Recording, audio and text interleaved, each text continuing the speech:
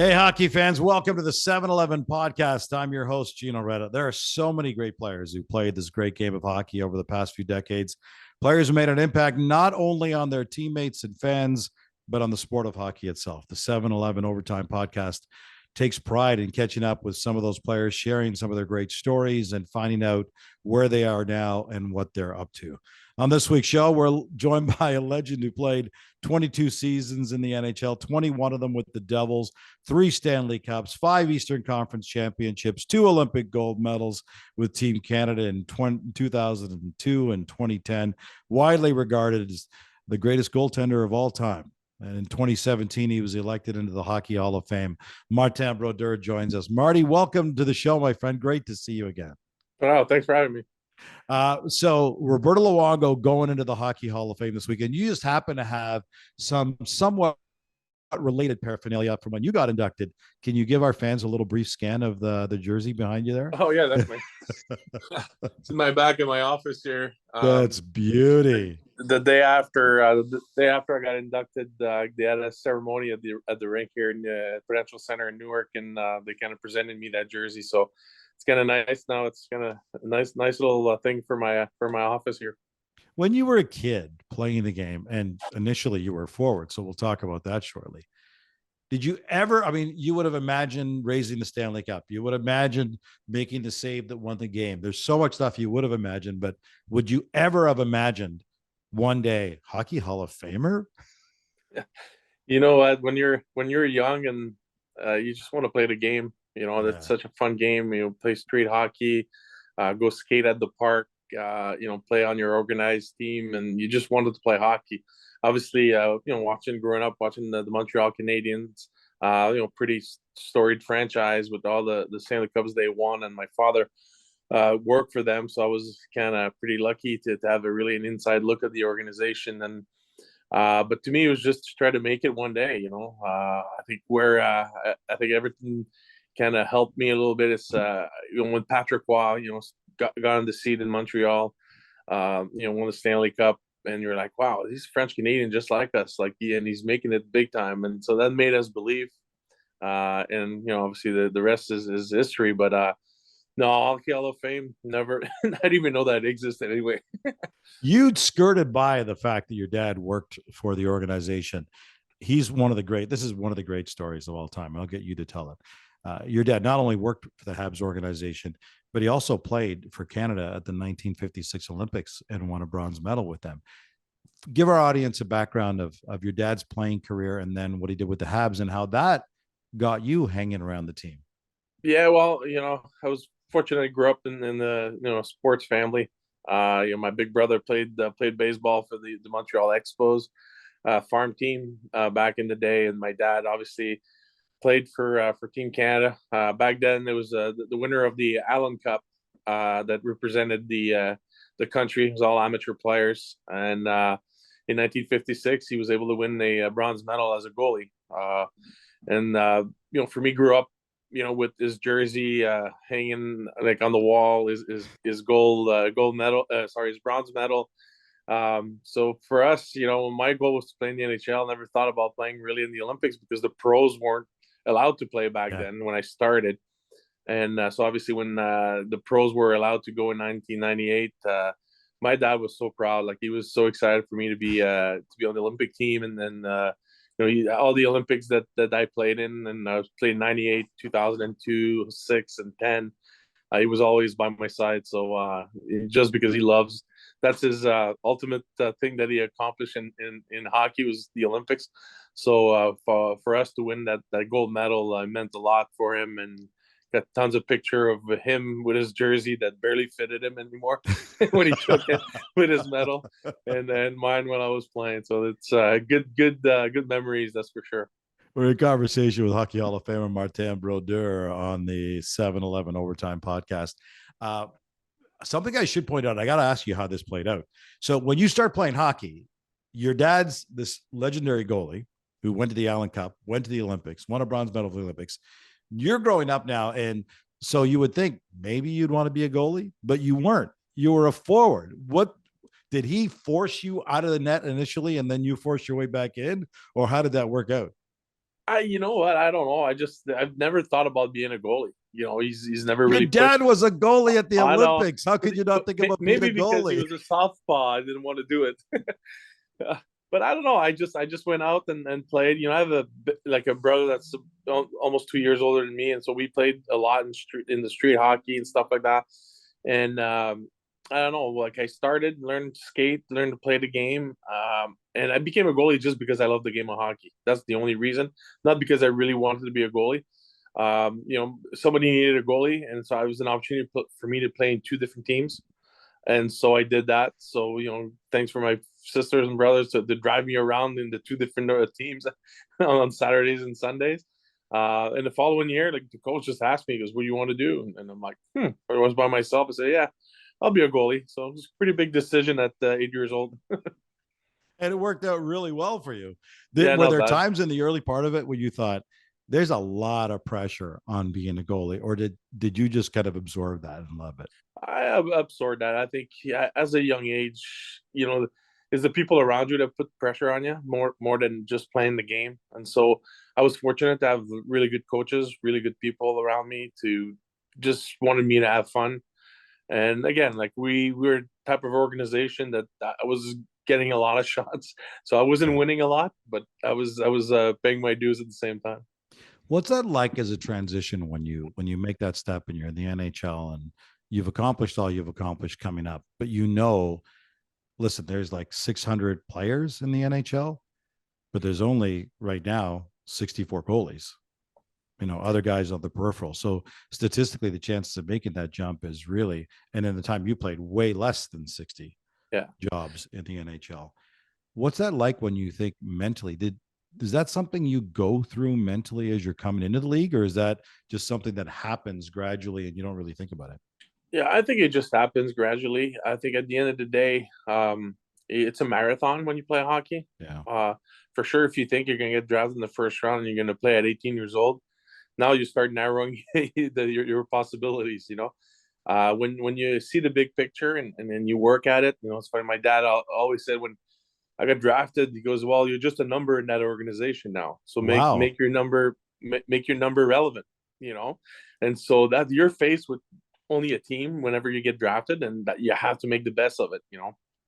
And that's just the way I went through my career. Is just like try to be the best goalie in the team that I'm playing on right now, and that's how you move up and you move up. And if you get the lucky breaks and you stay healthy, a lot of good things could happen. But there's a lot of things that's going to happen. That's why you can't really look at what's going on right now in front of you all the time, because sometimes that's the hardest thing to go through. You gotta see the horizon and see what the goal is. And my goal was to play in the NHL and being a starter in the NHL.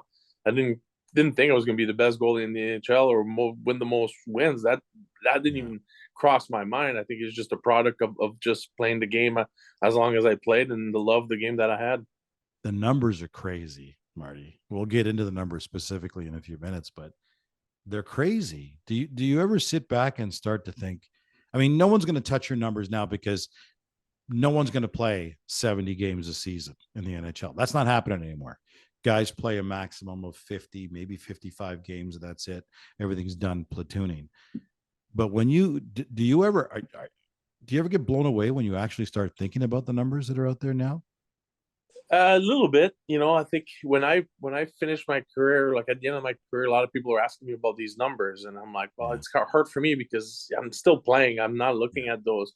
But obviously, when I went through in 2019, when I got inducted, I got a lot of interviews, a lot of people talk to me about my numbers, and this is when I'm like, wow, yeah, that's a lot.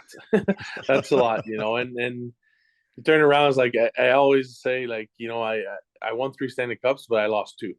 you know Yeah. then that's my thought process. It's all of the stuff that I You're pretty missed. hard on yourself, man. Yeah, but hey, that's if you want to be the best, you have to be hard on yourself. But that's kind of one of those things. Like, I'm really proud. I just One thing that I wanted to do is to be durable in the NHL, play a lot of Yeah. games. I wanted to play every game in one season, and Lou never let me do it. But I came close a couple times. But that's just the way I was wired. To play as long as you can and try to be successful. no one was ever taking you out of the net. The net was always yours whenever you wanted it. You could have played as many games as you wanted to. There was never going to be a coach in your career that was going to say, Marty, we need you to rest up. That was never going to happen. Could you have done what you did if you were in a league right now where you had the platoon? Here's my question. Could Marty Brodeur have been as good today as you were then playing less hockey? Or did you need to play as much hockey as you did to be as good as you were?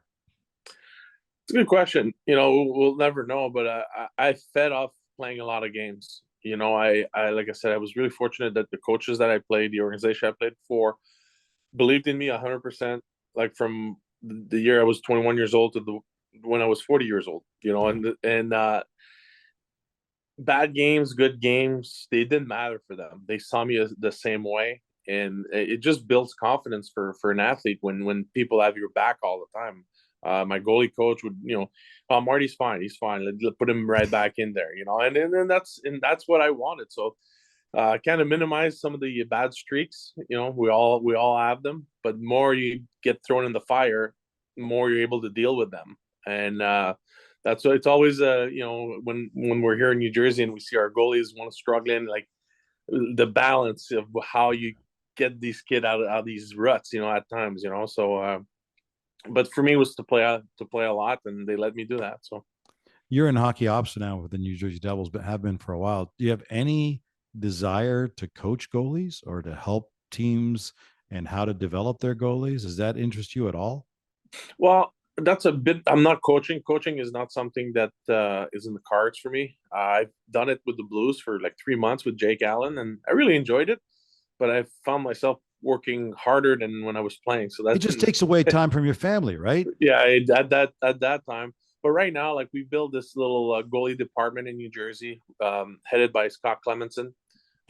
We have some goalie coaches in the NHL and in the minors. We get Anders Nilsson, that's our goalie scout in Europe. And so we do work hard on development for our goalies because we feel that's an important part of any organization is to build within, because they're hard to get and they're really expensive when they become free agent. You could ask for Florida with Bobrovsky and Markstrom, and it becomes expensive. So you try to grow them as much as you can, and we've been doing that for 2 years now here, and so we're in the start of building that department. As a guy, Marty, we're in conversation with Hockey Hall of Famer Martin Brodeur and the 7-Eleven Overtime podcast. As a guy who's been in broadcasting throughout your entire NHL career, there were some moments where I was like, oh man, I understood the magnitude of what your game was. There's a specific moment in my mind where I kind of went, yeah, this guy's going to be one of the best in the entire history of the NHL. And I'll share that in a moment. I want to see if it's the same moment that you think. Was there a moment where you thought, I could be great in this game? I think. Was there an I just arrived moment for you? Well, to me, it's winning the gold medal in Salt Lake City.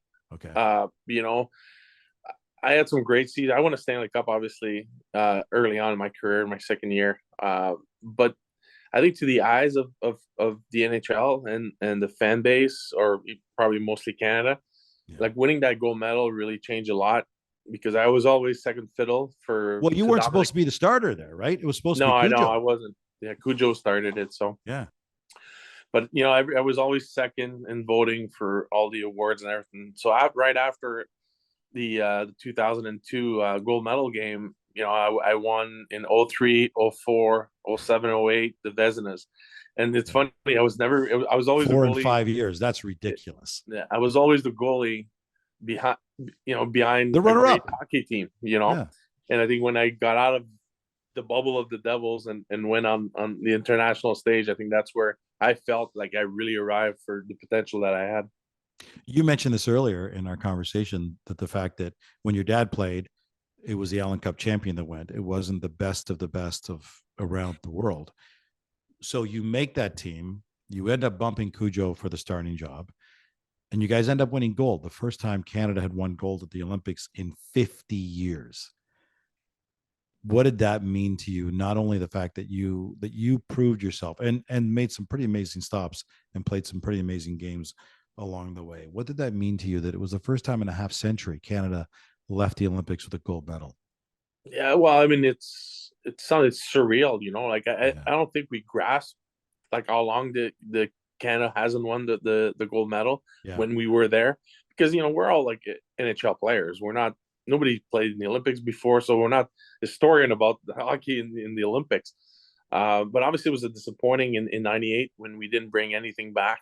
And there was so much hype with Gretz playing on the team, and it was kind of a Patrick Waugh was the goalie at the time. I was backing up, Yeah. so it was disappointing. So obviously, going out and being part of the team, and obviously playing in that gold medal game, and just sitting there and hearing the national anthem and kind of take everything in.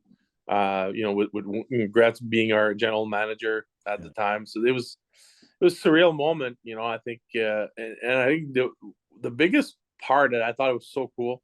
So I think a week or two later, I played in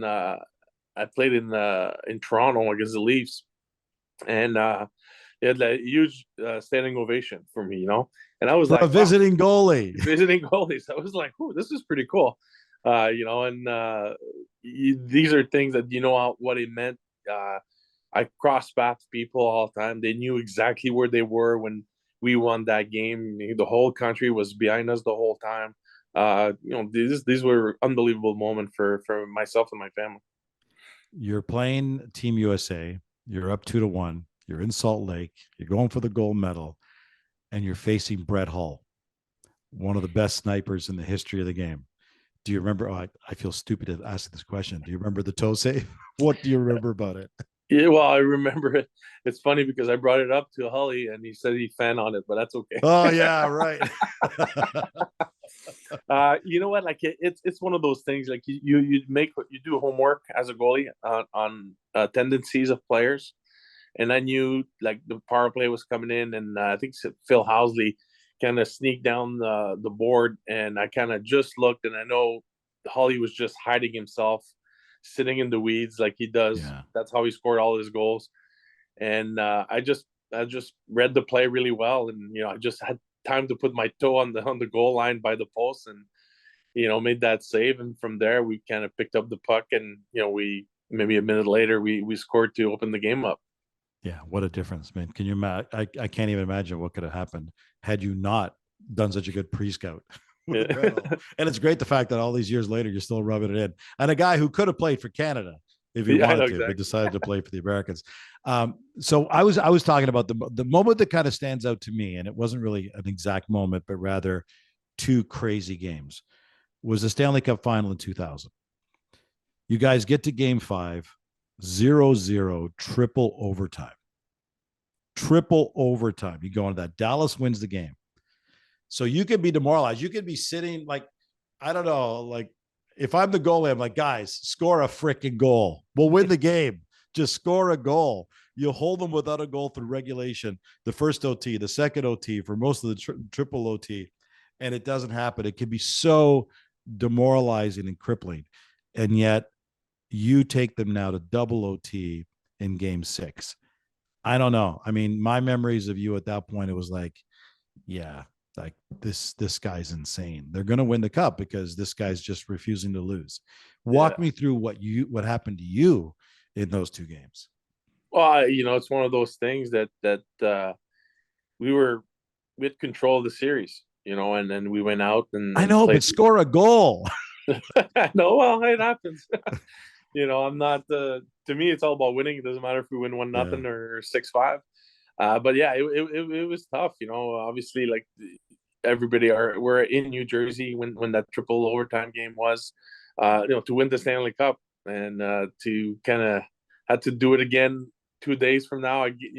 Similar was kind of tough, but we were due to win it. We had a great team. We had a great offensive team. It's just that one game, Belfort was lights out. And we made it happen in the second overtime in Dallas, but it was a scary moment. The same thing. Like I think Arnie took a bad penalty late in the first overtime, Yeah. and trickled back. So Dallas had a power play to start the second overtime. They didn't do anything of it, and from there we took over the game and scored. And Arnie, the guy that took the penalty, that could have been tough on him, went in and scores the Stanley Cup winning goal. So they're great moments. It's funny, like couple years ago or 2 years ago, we relived all that stuff. We had our 20th anniversary, and we relived that run. So it was great.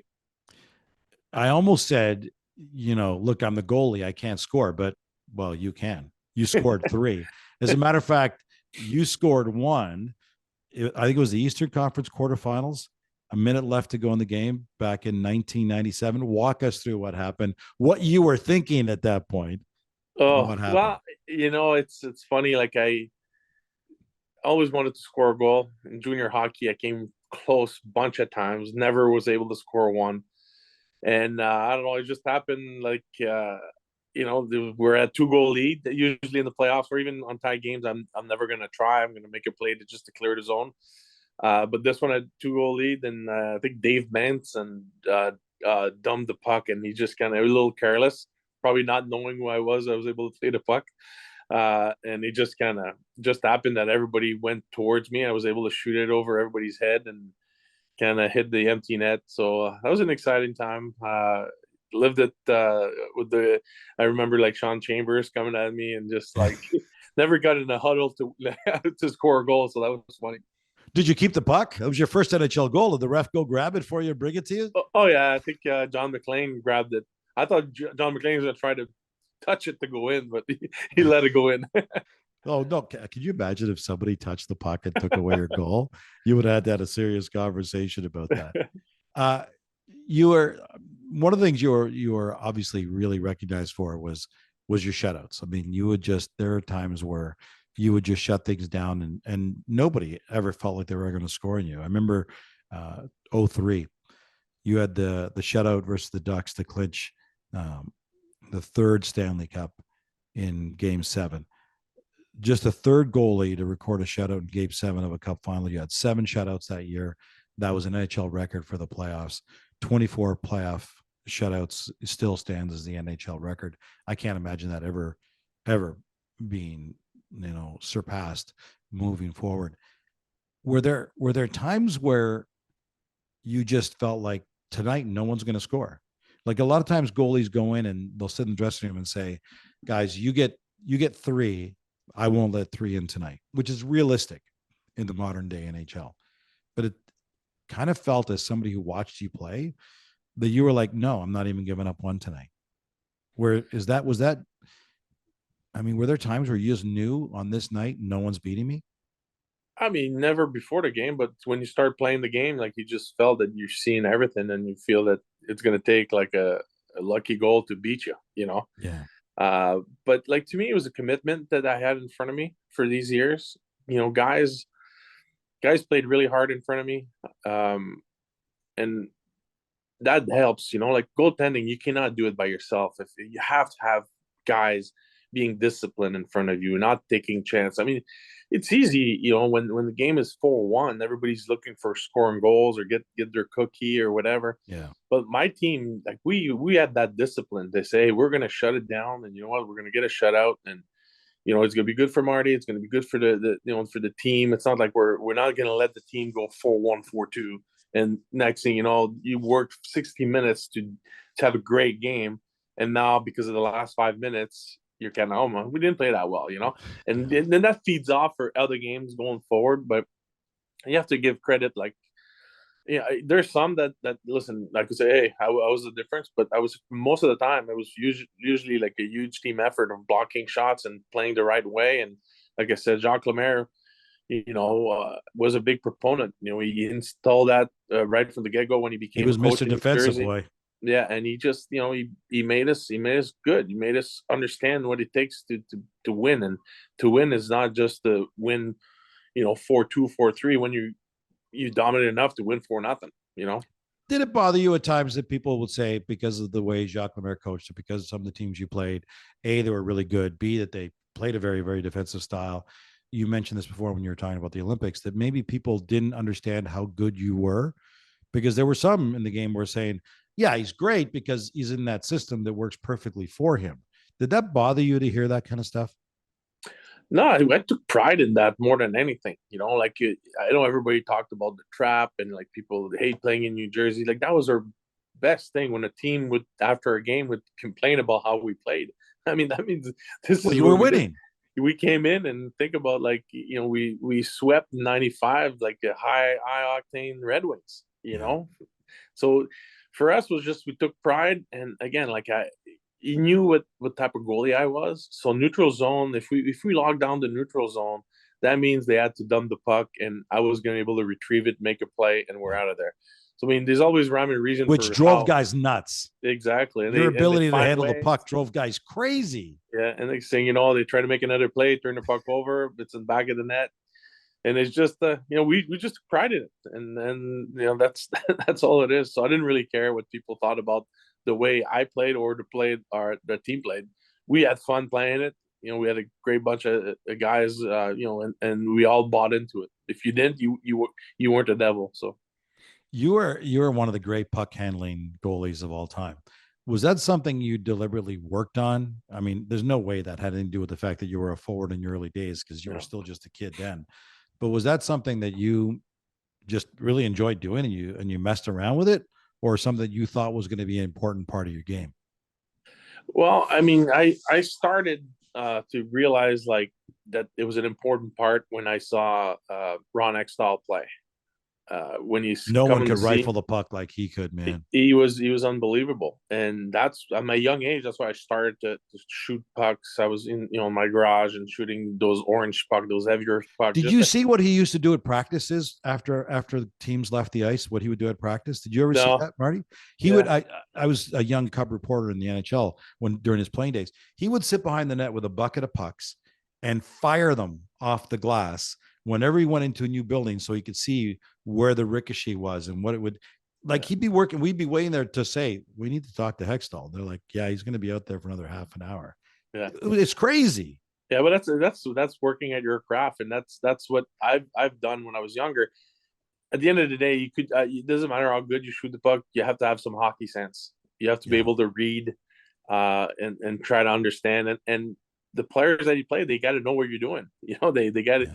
If you're surprising a guy, I don't care if you make the right play. You're surprising the guy. So there's a way of doing it, and we worked in practice a lot on it. It just came naturally to me, but obviously Ron Extall was one of the biggest factor why I wanted to work at it. We're in conversation with Martin Brodeur, Hockey Hall of Famer, on the 7-Eleven Overtime podcast. Roberto Luongo going to the Hockey Hall of Fame this year. How close were you? I know you got a chance to play with him. How close were you with Luongo? And tell me a little bit about the dynamic of your relationship with him. Well, we grew up like 4 streets down from each other. But did you know each other as kids, though? No, he's definitely a bit younger than me. I met him the first time when he was playing in the midget AAA for Montreal Bourassa. I think we had a lockout year that season, and or delayed, one or the other. I don't remember. And I went back to my midget AAA team to go skate, and that's why I went on the ice with him for the first time. We had the same goalie coach that coached myself, Luongo, Stefan Fissette, Felix Bodman. That's a nice cast. We all came in from the same area.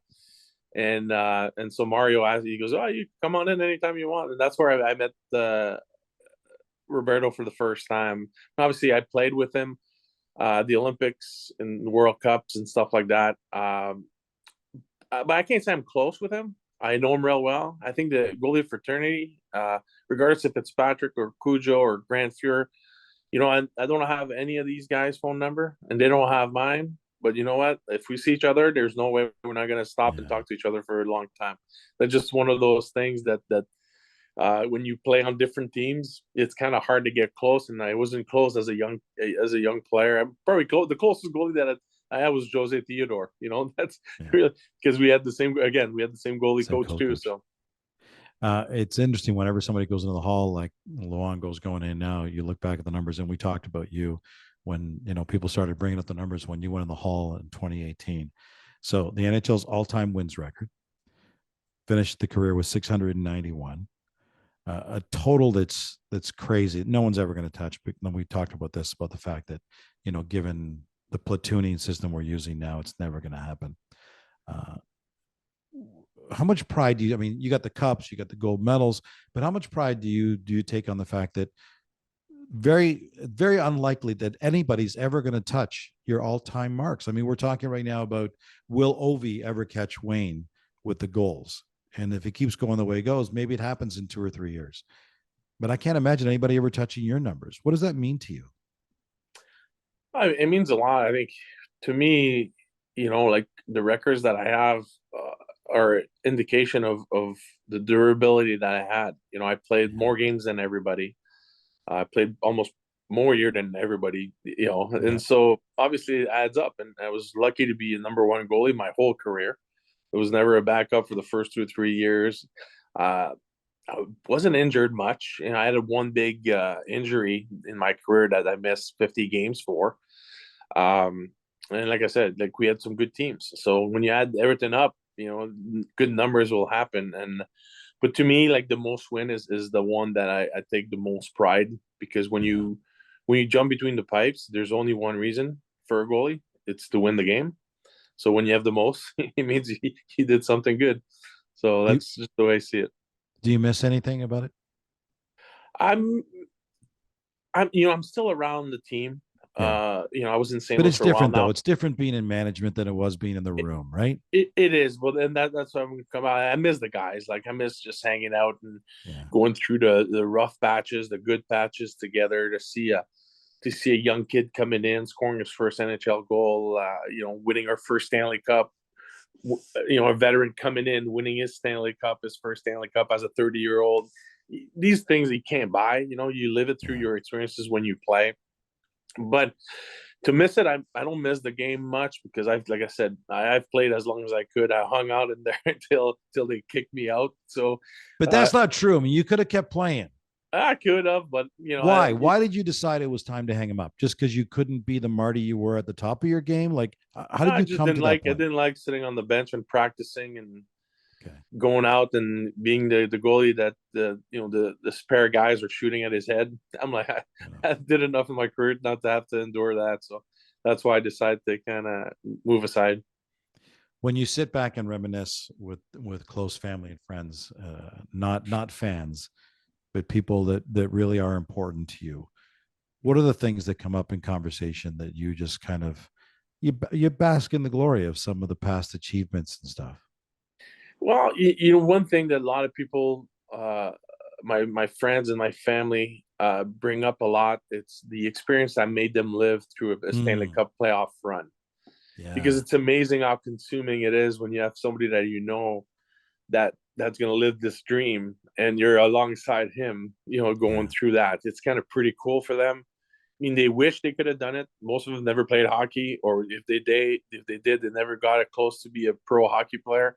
So for them, and especially my friends from Canada, because hockey that's what it's all about. Yeah. And so I hear that a lot, like they thank me. So even though we didn't win in 2012, I had a bunch of new friends around, and they went on the they jumped on the wagon, and it's funny. Like my friends, it's funny. Like they're all Montreal Canadian fans to a certain extent, but when I play them, they're Devil fans. Just the reason is, like, it's one thing to root for your friend that's a forward. He scores 2 goals. Yeah. It's all fun and games. Your Canadian wins the game.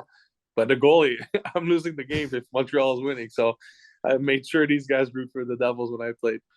That must be something so special when you think the joy that you brought. It's one thing to see the fans stand up for a standing ovation, which is cool, but they're fans. But when you think of the joy you brought to really close family and friends, that must be an amazing feeling for you. Yeah, it's great. It's what it's all about. It's sharing. I felt fortunate to do what I do for a living, or what I did for a living.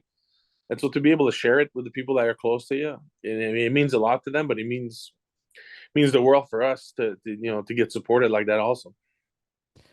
Marty, it's been great catching up with you, my friend. I'm glad you're doing so well. You got a great smile on your face. You look like you're really enjoying life. It's been a great ride watching you, and to hear the joy you take from having shared this with family and friends. That's amazing. Thank you for doing this. I really appreciate it. All right, my pleasure. Thanks. Stanley Cup champion, Olympic gold medalist, Hockey Hall of Famer, Martin Brodeur. The Overtime Podcast is proudly presented by 7-Eleven. Before leaving the rink, order your favorite Slurpee, fresh, 100% premium Arabica coffee, hot from the oven, pizza and wings, pint of ice cream, or even a carton of milk, a dozen eggs, and a loaf of bread from the 7 Now app, and Team 7-Eleven will have your order ready for pickup 24/7. Hey, if you missed any parts of the show, don't worry. Visit our website at overtimepodcast.ca, where you can both listen and subscribe to future shows.